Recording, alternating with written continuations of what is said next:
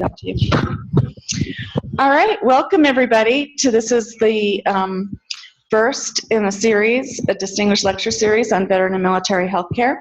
I think we have the recording starting now, so we're going to get started. We have we planned for 4 presentations and we ended up with 5, so you get a bonus round today, which is so exciting. So we're going to have. I'm so honored to be on this panel with everybody here, and glad that everybody came. And thank you so much for attending.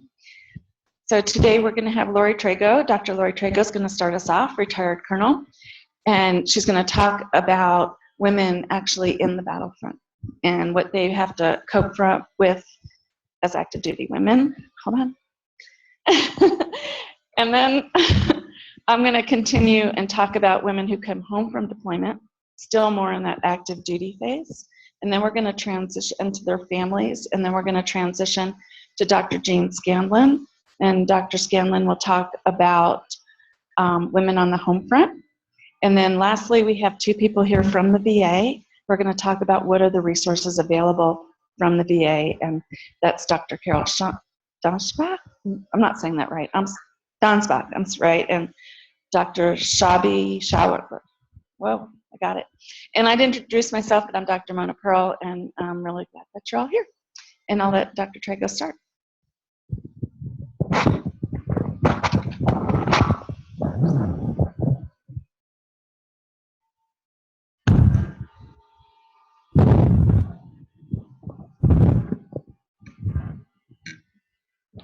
Okay, set.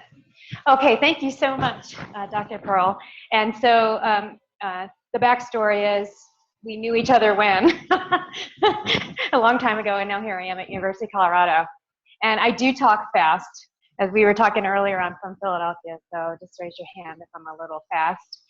And if you can't hear me. I think I have the lavalier on correctly, so everybody can hear great. And I'm going to go ahead and tell you a little bit about myself. I am, okay, I was wrong. Okay. Okay, great. I am a nurse midwife, and I just retired after 25 years on active duty as a nurse in the Army. And my research area, I do have a PhD in nursing science, and my research area for the past 8 years has been active duty women and deployment, and their deployment health. So you might get this later, but you know, we have about almost 16% now of our total force is females, and that includes our active duty components, the Army, Navy, Air Force, and Coast Guard, and the Reserve and the Guard components as well. Between the two, it's a little different. There's actually just a little more proportion in the Guard and Reserve. There's about 18% of females that make up the Guard and Reserve. And the number goes down a little bit to 15.6 for the active duty females. But as you've probably been following through the news, the big news this year is that all of the occupational specialties are open to women. And so what that means in the media, is they can go in combat now. And so anybody who's ever been there is kind of like, well, we've been there anyway. And that's true. But what we're talking about with this directive was the combat occupational specialties. And so that means that no longer are women not allowed to be in you know, a tank, you know, driving a tank or infantry officer, but that they are now allowed to accession into the military, into any one of those specialties. And of course, the question always is, well, then how is that going to impact their health? Of course, that's our question as healthcare providers, but not too many people think about that. So this is something to think about as we move along through this. Because when you're in deployment, there are certain things that are going to impact your health, besides the obvious, you know, your threat to your life and your threat to your well-being. But the environment itself of deployment can really impact the way you experience your own healthcare and your own healthcare practices. So, you know, if you're in a different type of terrain that you're not used to, yes, military units that are supposed to deploy to the mountains, train in the mountains. Military units that are supposed to deploy to the desert, train in the desert. But it's not what your body is used to. You have a different climate. You could have problems with hydration. You don't have the type of humidity that you might be used to. You're traveling a lot. Your time zones are off. Your body clock is off. You're under the stress of having these active duty, your duties, your military duties. The facilities are different. You're not sleeping in your, well, okay, I'm going to use sleep number bed because that's what I have. But, you know, you're not on your therapeutic mattress or anything like that either. And so these all impact your own health practices, not just your state of health. So in 2011, and I do need someone to give me time. Okay, how much time do I have? 10 minutes? Okay. So in 2011, we went downrange and we determined, a team was asked to go down there and figure out what are the concerns that women actually have when they're downrange with their health. And this is the list of them, and this report is available online. What I'm going to focus on is the women's health factors today. So because of these issues that we talked about with that climate, women don't have the health practices. In other words, their hygiene practices are different, and they're experiencing changes like in their menstrual cycle as well that they didn't think they were going to have, because you've got the different stress, it's the physical stress, the emotional stress, and now you can't even take care of yourself like you used to. Sometimes you don't even have it, you know, most of the time, you know, in the beginning of these things, you don't even have a bathroom to go into. And this is just a joke. There was a combat swifter like on one of these are like these T-wall combat wall things. And I just thought that was hilarious. That's my battle buddy. Because we were all excited. We're like, ooh, a swifter. We had to go into our little Connex box and swift out our room. But anyway, so what happens to women? So they hold their urine because they don't want to have to go to the bathroom. Why? Okay, now they're not going to drink fluid either, right? So now you're in a 100-degree desert environment and you're not drinking water, and if you do drink water, you're holding your urine. And so what's that set you up for? It sets you up for UTIs.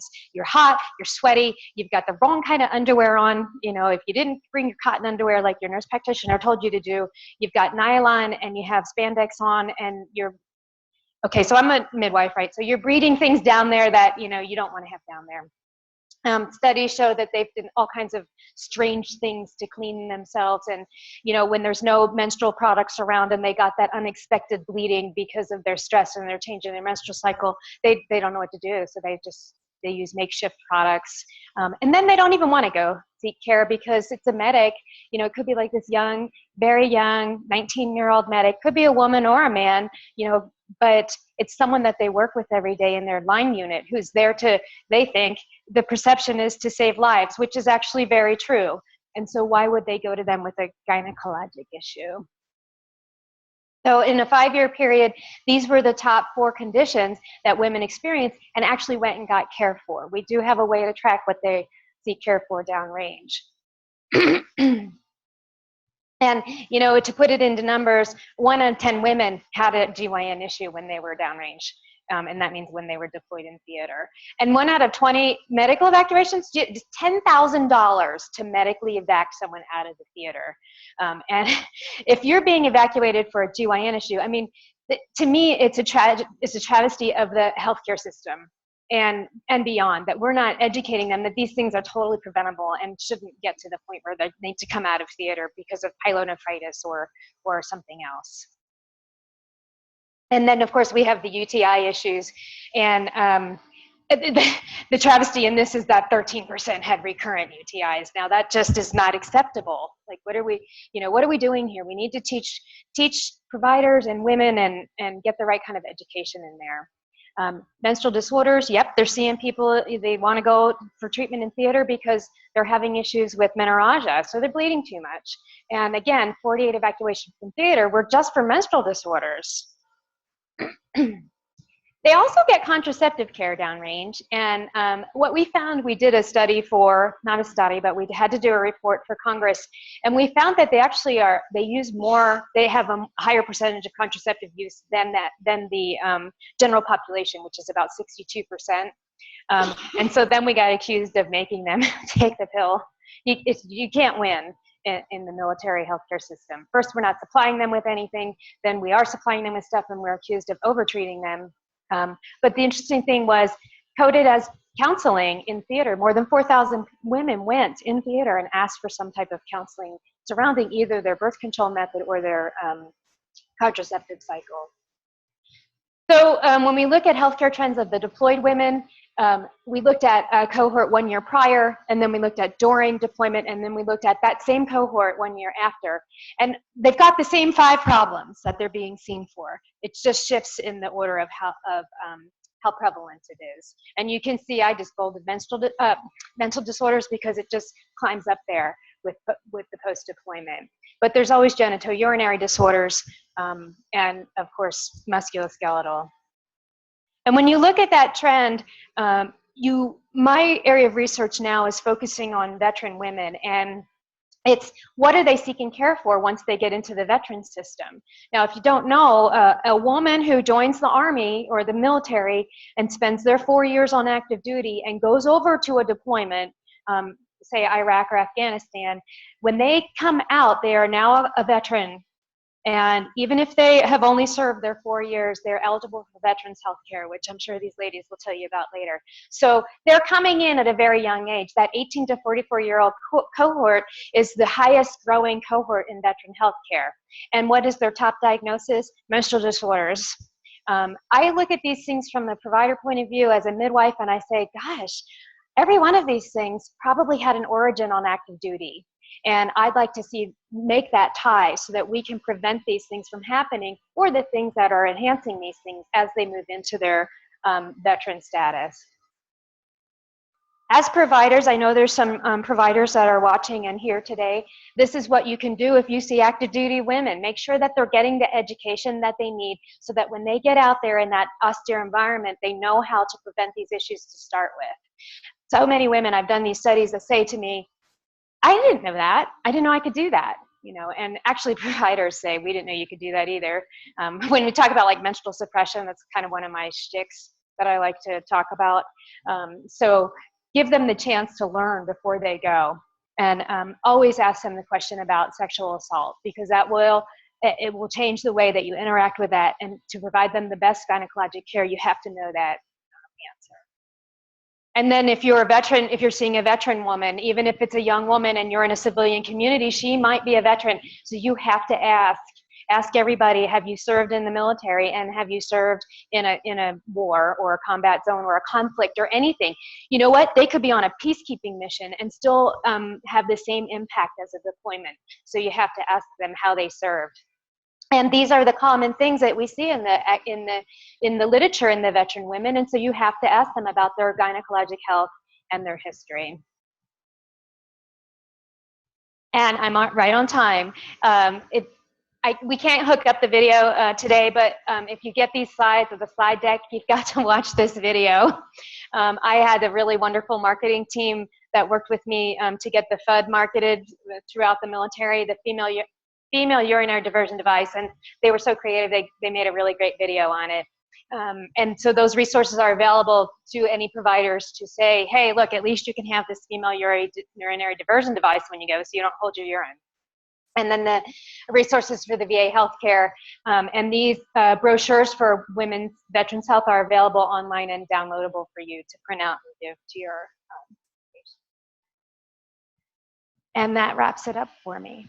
So I do have some references on there if you want to take a peek and look anything up, and I'm totally available for questions. Thank you.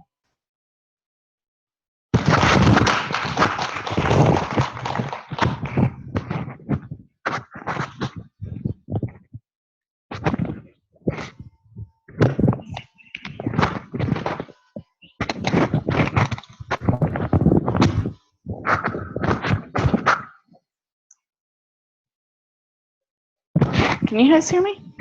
Okay. Thank you, Lori. That was great, Dr. Trago.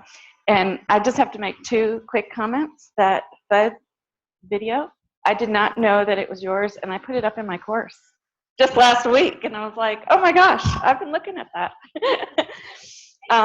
Yep. And then one other thing that came to mind during your presentation is that I did some research on air medical evacuation during deployments in Bosnia and Kosovo, and what were the top diagnoses. And it was very interesting that the first year, I mean, musculoskeletal injury was like across the board the top thing, but pregnancy after a year of being deployed became one of the top ones.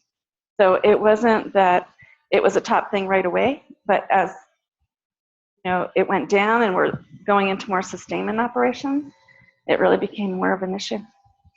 So thank you, that was great. I'm going to shift gears, talk a little bit about military women and family dynamics after deployment, and I'm going to go really fast too. If you want me to slow down, just give me the sign. Oh, there we go. So I have a slide about military women as well, how many are in the military. Lori went over it, 15 to 17%, depending on how you slice and dice it across the forces and the components. So some of the things that I was thinking about as I went into my research is that war is going to affect women's health, it's going to affect their family life, it's going to have some unique stressors. I was really looking at women who deployed who were mothers and what were the interactions with their children, and mostly adolescent children that was in my study, and what were the effects on the family. So I can't go through all of the results, but I'm going to go through a portion of them, and hopefully that will give you a good feel for things. So the purpose of my study was to describe the health of military women and their adolescents after the deployment, to identify some of the issues and examine the relationships among these different factors. And we're going to really focus more on the family dynamics after the deployment, although I will do a little bit of the health because I think it really affects how the family dynamics go if you look at both the health of the mom and the health of the child. And I did not ask about the spouses. You'll see in one of the quotes that they said that was a big issue with my study, that I did not talk to the spouses. But actually, it was a survey to the women, so it was whatever the women said back to me. It was a mixed method study, a web survey that went out online through many different mechanisms, and I used both quant and qual methodology. I had 77 people respond. Mean age was 31 to 57. It was multiracial. Most of the deployments were Iraq and Afghanistan. The number of days deployed was huge, in terms of how long were they gone. And then the time post-deployment was also a large range. I had all services, all ranks, and all components. And most, 68, almost 70% were married at the time of deployment. And then after deployment, there was, this isn't a great slide. I'm sorry about this. But there was a lot of divorce post-deployment.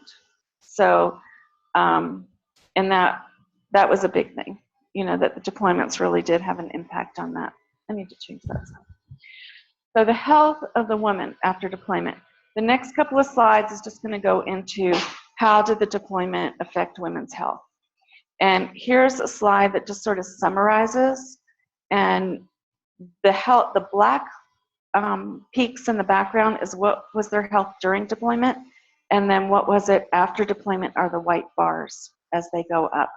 And you can see a lot of the issues remained and continued to remain even after deployment. So if they had trouble sleeping and trouble remembering, that maintained and that sustained. And then that has an impact on their family dynamics and their ability to relate to their family and their children.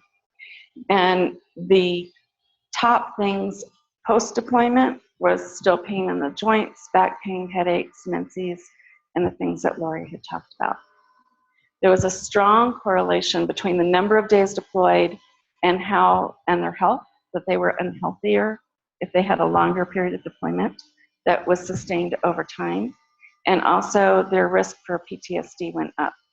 What was also interesting, it was linked to the child's adolescent risk factors, the things that the children do that could be troublesome, where they're getting in trouble, their grades are dropping, they're not eating right, they're exhibiting physical violence, all of those adolescent risk factors went up depending on the health of the mother after deployment. So in my study, what I found was 75% of the children had no risk factors prior to deployment, and 75% of the children after deployment had 1 to 10 risk factors. So there was a huge flip. And that's all going to play into the family dynamics. Then there was a correlation between, not quite as strong, between the risk factors that they exhibited and the number of days deployed and the amount of support that they received during deployment. The amount of support came up as a huge issue during this. And the children were left with various arrangements. 36% of the women were single moms. So when they did deploy, the children went to other family or to people that they knew or friends or in the community. So there's a variety of things. And some of them were a little strange. It was like my ex-husband's girlfriend was taking care of the children. So what I did find was it was very key who they chose to do that. This is some quotes about the emotional health of the woman. You know, that they felt withdrawn. There's a physical feeling of not belonging, just a very strange feeling that won't go away even after years. And everyone had some form of depression. It comes with the deployment. Remember, this is exactly what they're saying. I'm not saying this is the whole study, but this is what was a quote from the woman, that she had seen people here for 2 to 3 rotations, and the amount of PTSD is amazing. I know it'll get worse. I'm an NP. Another quote, my son cried for an hour when he saw me. He told me I was too skinny, and it was scary to him as I jumped out of my skin every time artillery fired and shook the house. I had extremely bad nightmares, and my husband and son would find me all curled up in a corner, or I would scream in my sleep. They also felt like it was a big life change for them. I'm an RN with 30 years of experience, 20 years in the ER, 20 years flight nursing, 6 years in education. I've seen many people die, and I think I've helped many people. I think that my military and nursing experiences have hardened me. My husband says that every time I come home from a deployment, I come back changed. It's hard to get people to understand that what you experience during war conflict changes your life forever. You come back a different person. Well, over there, you're on guard 100% of the time. You're careful when walking next to parked cars. It's unnerving to walk through a parking lot. Sudden loud noises make you jump. Crowds make you feel very uncomfortable. And seeing soldiers badly injured or dead is heartbreaking, as well as seeing innocent people, especially children, injured. You can never find the words to explain that to your family, even if you wanted to tell them. It's something that you can only live through and truly understand. Words can never really fully describe or explain what has happened to you. This is a part of my life that my family will never understand, and it's an important part. So that was about the mom, about the health of the mom, some of the things that came up about the emotional health from the moms. This is about what they said about their children, that they felt isolated and scared, that some had emotional breakdowns, some were angry.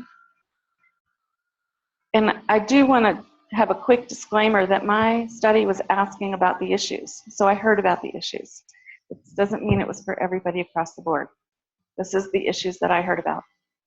And then some of the quotes about the children. My daughter was upset that I missed her graduation, 18th birthday, college orientation, and moving into her dorm.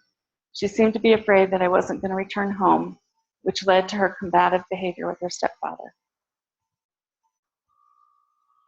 He has discussed the word suicide and killing himself on 3 separate occasions. He detaches himself from our family time. He berates his younger brothers constantly. How my deployment affected my son, I was truly surprised by the level of neediness. Due to factors connected with single parenting, I had already had counseling about how children don't always understand their own feelings, and it's up to the parent to pay attention and respond appropriately. But I was quite surprised by the level of neediness of a 14 to 15-year-old boy. It took a long time for us to grow back together. We're still working out the issues.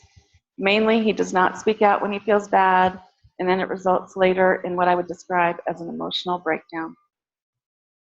My son was very angry at the military, blamed the military for both our separation and the divorce. He was angry with me for not wanting to leave the military. Then there were some issues for the children too in terms of developmentally. Distance makes the heart grow fonder. She's going through the I am woman, hear me roar time period of her life, and our separation make her realize she isn't as grown up as she would like us to believe at 12 years old. So I'm running out of time, that's why I'm going fast through these slides and through not reading every single quote.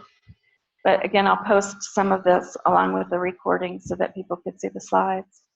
The family dynamics, the family routines were disrupted, the roles changed. Someone had to change in terms of who was going to be the disciplinarian. Sometimes there were financial problems. Caregivers was a huge issue, and different expectations if they had different caregivers. And who was picking up making the decisions, or even if the woman sometimes tried to manage things from the front. You know, it was a very difficult part of that family system. But there were a lot of missed family gatherings, holidays, events, and they really missed each other. And then the impact on the spousal relationship. I did ask a little bit about this, but dealing with the emotional, physical, sexual trouble that I have after deployment. Women experience, I think, more problems than men do. Our husbands don't want us to go either, not just the kids. Husbands, a lot of time, are worse than the children, and you didn't look at that at all. So it is a big problem. You know, that wasn't focused in my study, but it is a big problem. When I looked at the relationships between the mothers and these adolescents, 14% said that it brought them closer. So I don't want to discount that. It can bring them closer. They can have more in-depth discussions. They can talk about things about death and dying, about fears. I mean, there are ways to make this a more positive experience. It doesn't always happen, but it can. And 13% no change. So that's at least a quarter of them, at least more than 25%. So that's still 75% that are having issues in their family. So difficulties, my stepson and I were close, and it was not the same relationship when I returned. I feel that we are not as close as we once were. It's getting better, but there just feels like something's missing.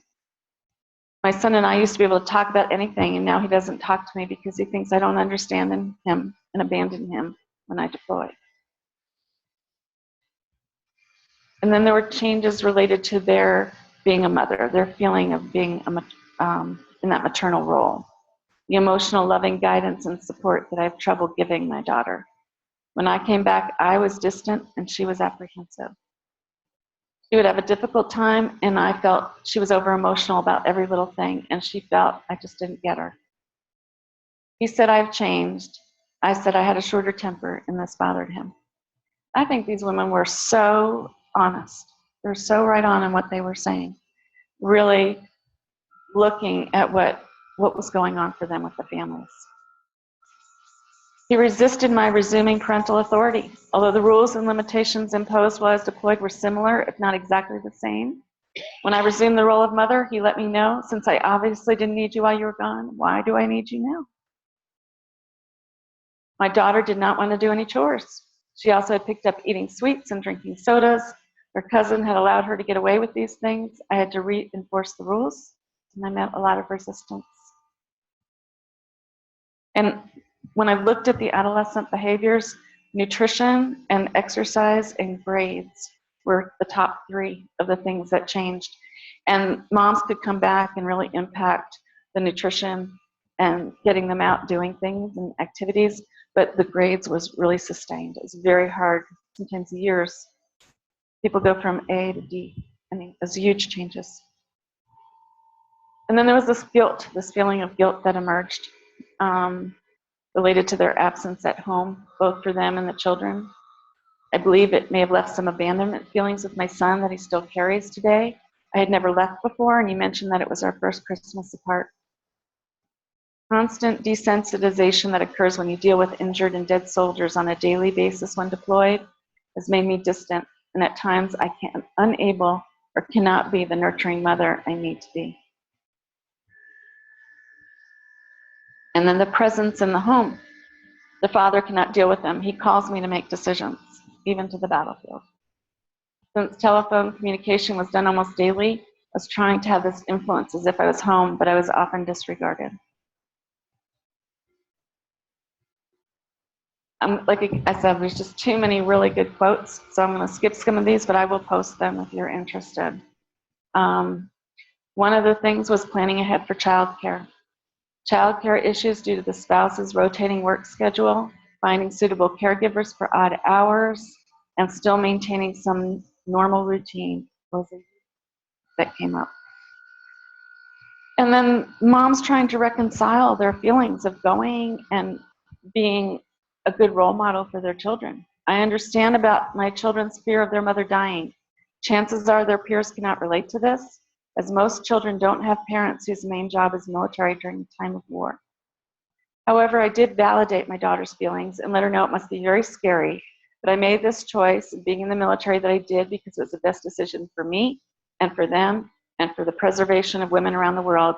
I was fighting for freedom of all people, especially girls, of dictators whose lives are still not considered as valuable as a man's. Of course, and most of all, to protect the freedom of this country, to ensure their freedoms are protected. At the very least, I told her, who else's mom could say they die for their kids and mean it? So some recommendations that came out of this research is more phone calls, write more letters, really use the communication things that are available, but go for the depth of communication. Talk about the real issues, the fears, the anxieties. Ask in-depth personal questions. Don't just stay on the surface. It would help if there were shorter deployment cycles based on this research, and really choosing a good role model. There's many different times where you can mediate some of these things, both before and after the deployment. And some of those mediators are what communications you use, the caregivers, what support you have in the family, in the community, and at your work, what system support there is, like from the VA or from your squadrons, and what's happening in the media. You know, how is the media supporting? Because these kids see it on TV, and the families see it on TV, and there's a lot of fear that's generated. So I'm going to actually skip this because I'm out of time and I don't want to rob it from everybody else. So I hope this sort of gives you a really good sense of what the family dynamics and some of the issues are. And I'm going to turn it over to Dr. Scanlon to talk about women on the home front. And Dr. Trago and I, being both military, had slides, and these other ladies are just going to talk to you, which is great. So, and I wanted to thank the dean at University of New Mexico for funding my research, and I also want to thank the dean from the University of Colorado for sponsoring this event and our lunch today. And thank you for making a difference, because each and every one of you really does.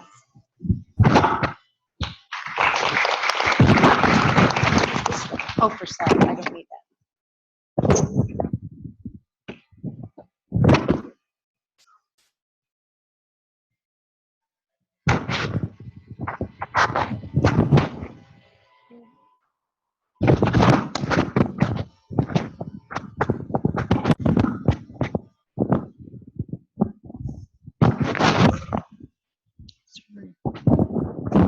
Now?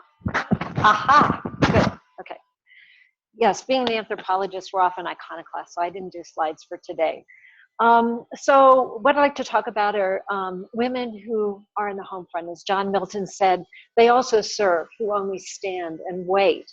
And I think often those who are at home waiting may not get a lot of the attention, but they do pay a price, and they do serve and contribute greatly to our military efforts and to the lives of those members of their family that are in the military. So how the project that I worked on got started in 2008 and involved about 5 years of ethnographic research in Colorado Springs, home to Fort Carson and the United States Air Force Academy and several other military bases. We focused on the Army just because it was too much to try to deal with many different branches of service. And we got started because a family readiness group specialist, whom I knew, came to me and said, you know, all these wives that I'm running into are going to providers out in the community and getting prescriptions for sleep medication, for anti-anxiety medications, for antidepressant medications, and they're actually for their soldiers, because their soldiers are afraid to go get help. And we need someone to help us figure this out, and maybe an anthropologist would be helpful. And we weren't really sure. My co-author and I were not really sure if we were the right people, but we started by interviewing active duty soldiers and quickly expanded to realize that the effects of multiple deployments reached far into families and into the community of Colorado Springs. And so our focus increasingly moved into the community and working with families. One of the things that was of interest is that she was concerned that the soldiers were not getting help, but wasn't really concerned that the wives might have needed those very same anti-anxiety, sleep medications, and antidepressants. So the focus kind of on women in the home front is emerging. I think there's a lot of research that's coming out now, but it's been slow in coming. And one of the big changes, of course, in the military is the all-volunteer force. So I remember my grandmother talking about World War II. She had 5 boys, 4 of whom were serving at the same time in different theaters, 1 of whom was killed. And a lot of the focus then, of course, was on the mothers, because most of the enlisted men, officers were often married, but most of the enlisted men were single. And that was true all the way through Vietnam. The all-volunteer force really changed that because the military had to compete with civilian employers. And in order to retain and recruit young people into the military at a time when we weren't in really large conflicts, they had to become more family friendly. And so now about 51% of enlisted service members are married. So many of them are very young and have very young kids. So they have all those issues of having a new relationship, a new family, a young family, often with young children, which in itself is stressful when you're all together. But when one of the spouses is away, becomes compounded for all the reasons that Mona talked about. Again, the reserve is a big part. We didn't really focus on the reserve, and they have slightly different issues. They're often still within the communities where they've been living, so they have that source of support. But they may also be in communities where there isn't a large military presence, so they may not have the supports that some of the active duty personnel, regular active duty personnel have at a place like Fort Carson, where there's a lot of support for military families. So there are many, many different ways of coping with a spouse's deployment in the military. And some of the issues that come up, of course, are things like substance abuse. Wives who are at home, maybe with young children who feel overwhelmed, may seek relief in self-medication through substance abuse. Anxiety and depression are common. There may be a lack of skills, particularly among younger wives who may not have a lot of education, especially around finance. So one of the biggest problems that young enlisted military families face is debt and difficulties, both during deployments and when they come home. They're often preyed upon by the lenders and things like that. So that can be a really big problem. Infidelity can also be an issue that can have repercussions both for the person in theater, but also for the family at home. And women can take on we found a couple of many different patterns, but 2 major ones. One were women that really took the opportunity of a deployment to really take on and embrace new roles and see this as a time of growth. So there were a lot of women who saw it as very positive. They learned to do things that they hadn't known how to do, maybe change the oil in their car, or handle the family finances, and often took a lot of pride in what they did. A lot of women took the opportunity to take correspondence courses, go back to school, further their education, start a small business, or maybe get involved more in their career during that period of time. Or they might invest more time in being active parents, perhaps even doing homeschooling or things like that. So many of them really found that they were really active. The danger, of course, is that they might often feel like they had kind of lost themselves. So one of the women said, it's almost impossible when everything is about them, meaning the soldier, where you live, what phone number you have, what kind of house you can live in because they pay for it, what friends you can have, everything, their school, their money, when they go out to the field, when they come home. You are really like their personal assistant because you have to take care of everything when they are gone. It's very strange. It's weird because I really did lose myself So a lot of women find that they have to really come to terms with, where do I fit in all of this and what will my role be? And that's really essential to their mental health and their ability to cope during in deployments. Another thing they have to deal with is this idea of ambiguous absence and ambiguous presence, so that their soldier, when they're home, may be physically present but emotionally absent, as Mona was talking about the wives who felt detached, or the women who felt detached. They also may be an ambiguous absence, so they're away, but you still have all these modern means of communication. And so you can see them on Skype, you can talk to them on the phone, but they're not able to be fully present in that same way. And then many of the women take on roles that are highly gendered, that maybe they might not have otherwise. There is a highly gendered institution, even though we now have women in all the various roles, the roles themselves are also highly gendered. So they may choose to really embrace that, becoming really involved in the family readiness group, or becoming more involved as homemakers or mothers. One of the women that we talked to, I remember, she wouldn't let her husband come home when he was on a very short, he got like a 1 or 2 day leave. And she said, you're not going to come home and disrupt our routine. We have established a life while you're away. So she went and met him somewhere else and had the kids come to him so that it didn't disrupt their life. She was very strong about doing that. Let's see what else. One of the women said, you accept strong gender roles, especially within marriage, despite changes with more women serving, privatization, and so on. So women often accept these gendered roles, and they want to be recognized for that. One of the things they talked about was, now with more women serving in the military, sometimes the spouse who's at home is a man, and how are they going to fit into this whole scenario? One of the women said, we really don't want them in our world. So she says, honestly, being very frank about it, again, I'd feel like they were encroaching, that is, the male spouses, on our thing. This is our thing. But I know when I think about it that it's the male spouse's thing too. They're an Army spouse. They're going through the same thing. However, I certainly would have that guttural instinct of, no, this isn't your playground. Go play somewhere else. Socially, that's unacceptable. So I think there's a real dilemma there around accepting these highly gendered roles as a way of having real pride in the accomplishment of being able to provide the support for their soldier so that they can go do their job and do it well and not have to worry about what's going home.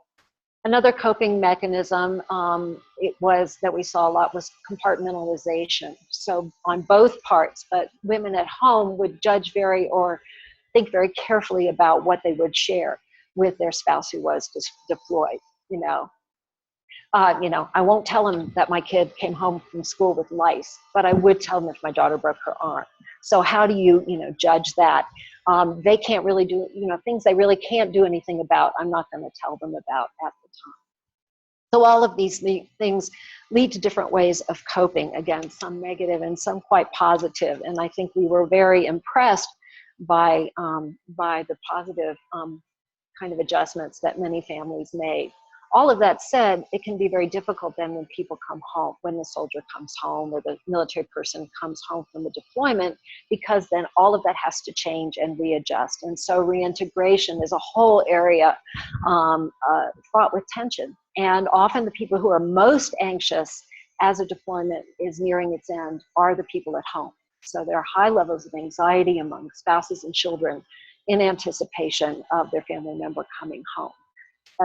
That's a different story for another time. Thank you.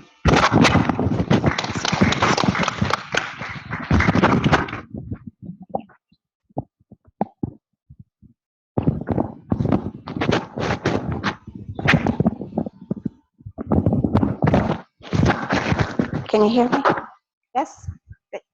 All right. Go ahead. See, this is great. I have to say, thank you.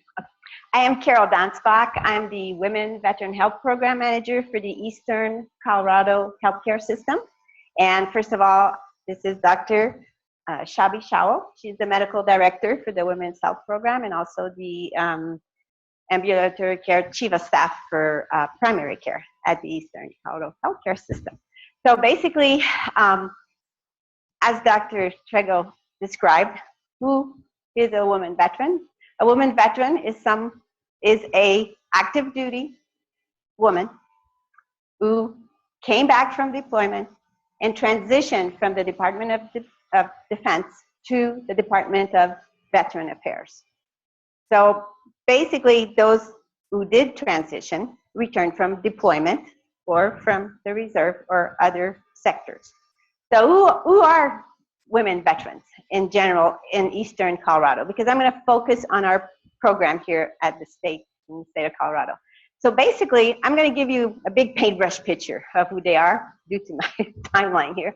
So basically, in Colorado, 12.5% of all veterans are women. Okay?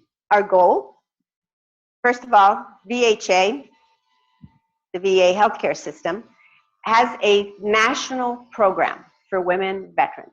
And you're going to tell me, why do we have a national program for women veterans? As you know, in the VA, everything that we implement is basically research evidence-based. Like, we have great researchers here that publish great research, and we use those outcomes to implement programs. So I've started with this program 8 years ago, first at the New Mexico VA, and now I've been with the Eastern Colorado VA for 2 years and 5 years. So I've been with women veterans for 7 years. By the way, a privilege every morning for me to wake up and go to work. Actually, not many people can say that, right?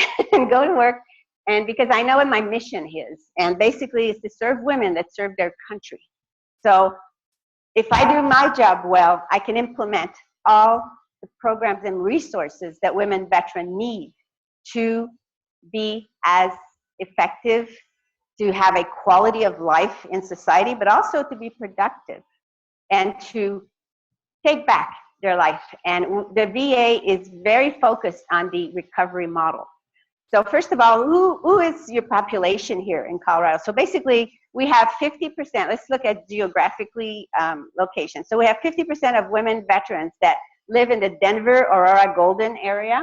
And then we have 50% of women veterans that live in the Colorado Springs, Pueblo. And then we have adjacent clinics, which are called community patient out-based clinic.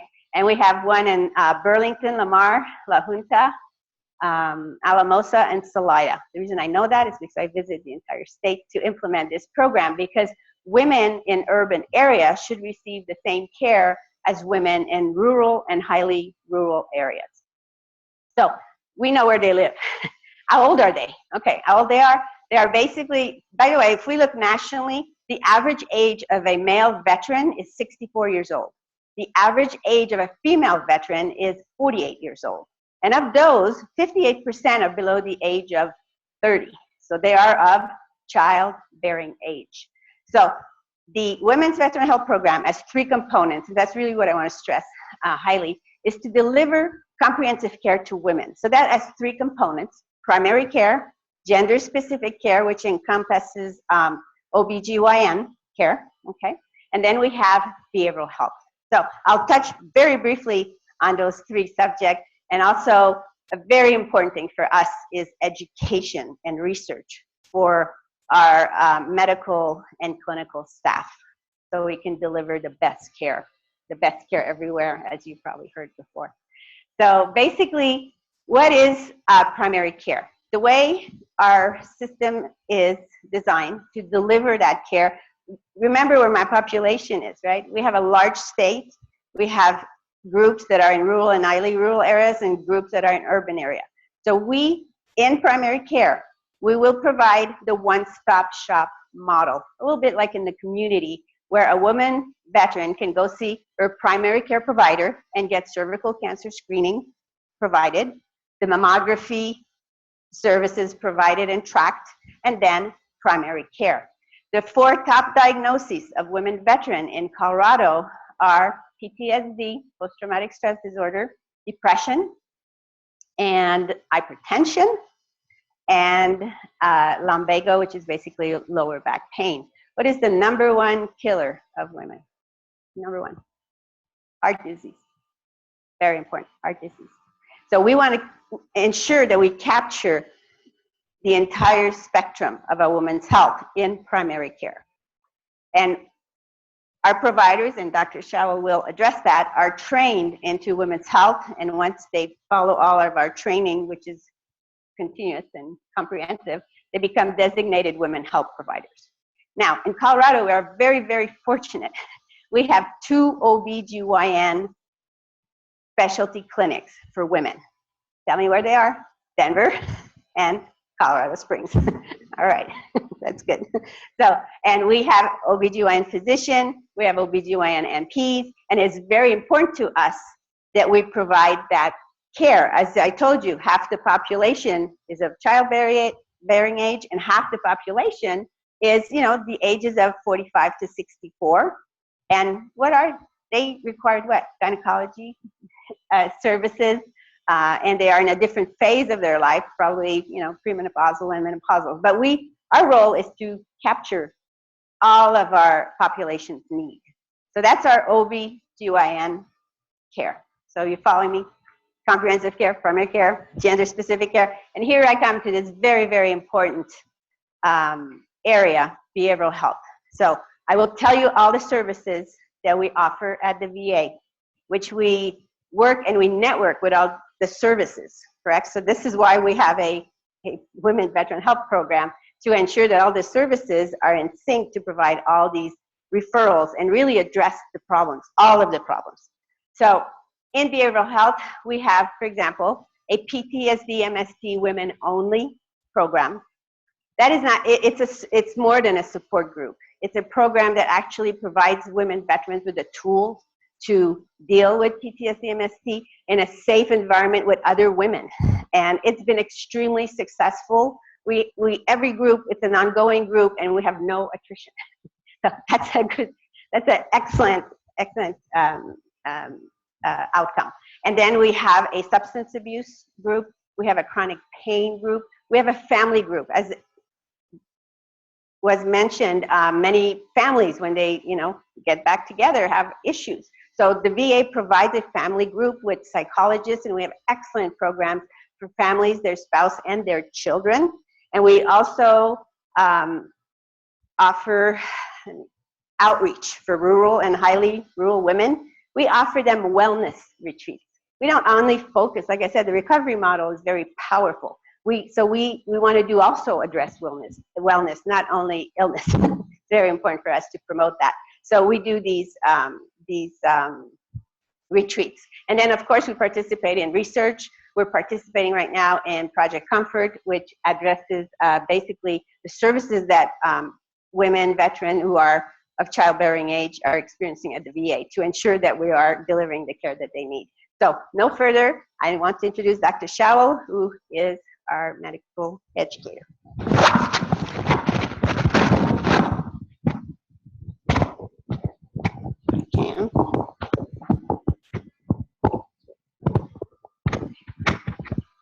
Thank you. I just wanted to start by asking, how many of you are veterans? Well, wonderful. We want to thank you for your service. We work for you. That's the important thing to know about the Women's Veteran Health Program, is that we are here to serve you, and we're very privileged to do so. Carol did a great job explaining the benefits that we have at the VA. We have, of course, clinical benefits where we help take care of women's health, but she also brought into mention the social aspects that we have of help available to our veterans, and things that a lot of people don't know about, that we do have family programs, we do have behavioral health, we do have programs for homelessness. All of these things contribute to the overall well-being of women veterans and are important to take care of all aspects of a veteran's life, not just physical health, but spiritual, emotional, and family health as well. One of the great things about the VA is that we're actually the largest educator of medical trainees in the nation. We train more medical students, more medical residents, and more nurses, nurse practitioners, in all aspects of healthcare than any other institution in the nation. The VA is very dedicated to continuing education programs, and because we are a national program, the Women's Health Program, we have a very robust educational program that starts at the top level from central office. So at the very top national level, there are a number of programs that we have to educate our providers. We do what's called a face-to-face mini residency program, which is a 3-day intensive program designed to help educate providers about the needs of women veterans, about common healthcare issues that they will face, and about the resources available that we have to serve them. In addition to that, at the national level, they have a variety of online didactic lectures able to be accessed at any time by any provider. They do monthly webinars and seminars to help educate people about recurring topics in women's health that are available to our providers at any time. Those programs at the national level are actually passed down to the local level, and that's mine and Carol's job as leadership of the women's program to implement each of those educational activities at the local level. So in Eastern Colorado healthcare system, like Carol mentioned, we go through an extensive process to educate, train, and provide continuing medical education for any person who is a provider at our facilities. We, after they go through the training, designate them as designated women's health providers and let our patients know that there are providers that are specifically trained further beyond just your standard residency programs in providing care for our women veterans. We also offer recurring lecture series, access to those national programs, and making sure that we have seminars available at our local facility to train providers who care for women. In addition to caring for or educating our licensed independent practitioners, we also have educational programs for our nursing staff, as well as anybody who helps the team. In the VA, we worked in what's called PAC teams, or patient-aligned care teams, where we have a team of people, a licensed independent provider, an RN, an LPN, medical support assistant, social worker, pharmacy. A group of us take care of each of our patients, and so we train each of those levels and give them educational opportunities to learn about how to provide care for women veterans.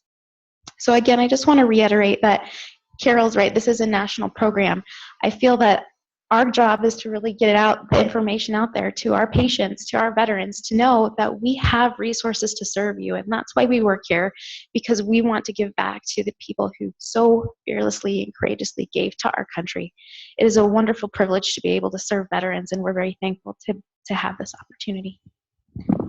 And I would like to encourage you to refer veterans, not just women veterans and women veterans, but for women veterans, I'm going to give my number. So it's at 303-820. Hold on, 303-399-8020, extension 2332. That is the Women Veteran Health Program. Also on our website, you'll see my name, Carol Donsbach. Please do not hesitate to refer women veterans to our program for any issues that they have. Thank you so much. Thank you all. Sure. There's a question. System.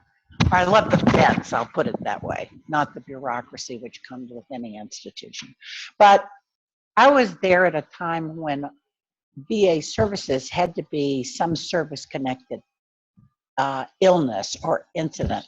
What I'm getting from y'all is this is a totally different program, that it's really trying to reach out and provide primary care to younger vets, etc. I just want to be clear that I know. So basically, for all veterans, they go to a first step process. When you transition from the Department of Defense to the Department of Veteran Affairs, you go through our eligibility program office, and they evaluate all these issues basically. And we have a special population, the OEF, OIF people returning from the post 9/11. We have Vietnam vets. We have vets from all eras. So it's really the first step is the eligibility office, who determines the benefits and connection of the veteran. And you do not, I was going to say, we do have people that we care for that do not have a service-connected disability. So yes, there are veterans that will not be service-connected but can still receive care, but the eligibility office will be able to tell you, what benefits you are eligible for. And it does vary. As a vet having gone through that process, it may not be a service-connected condition that I'll be treated for, but there'll be a certain percentage that I'm eligible for care. So that's a great question. Any other quick questions? Because we're over time, but I really appreciate you all. Super easy. The 58%, was that those below 30? Was that being seen in the VA setting or in general? Enrolled in a VA. That data keeps. That was enrolled in the VA. Great questions. Any other questions? Thank you all so much for coming, and thank you for this panel. You guys were great.